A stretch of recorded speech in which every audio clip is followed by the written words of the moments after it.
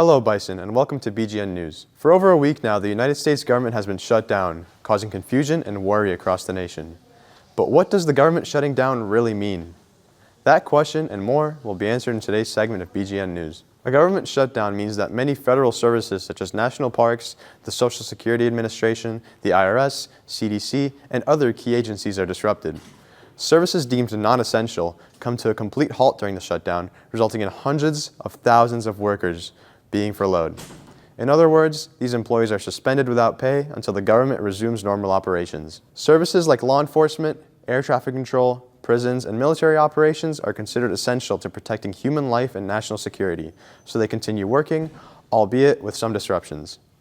The people that work in these roles continue doing so, but without any pay for the duration of the shutdown. While all affected employees do receive back pay once the government reopens, they still feel the immediate challenge of supporting themselves and their families without a paycheck for an uncertain amount of time. This all raises the question, how does the government just shut down? Well, it all comes down to federal budgeting processes. Every year, Congress is responsible for passing a series of funding bills called appropriations bills to pay government agencies. If those bills aren't passed by Congress and signed into law by the President by the start of the new fiscal year, which begins on October 1st, the government cannot legally spend money on most operations. Without that funding, federal agencies are forced to halt their work until the government reaches an agreement. In similar situations in the past, Congress has passed things called continuing resolutions, or CRs. A CR is a temporary funding measure that keeps the government running at previously agreed spending levels for a short period.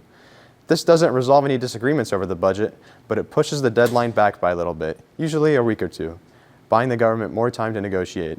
In our case, Congress has failed to pass both the appropriations bills and continuing resolutions, which is why the government is currently shut down. Apart from the immediate effect of having family members that work for the government missing out on paychecks, what does this mean for us Bison?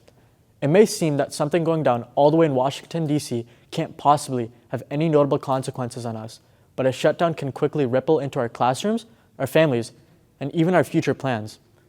If you and your family plan on relying on student aid programs such as FAFSA, your application or approval may be delayed. It could also affect internships or job programs that rely on federal funding.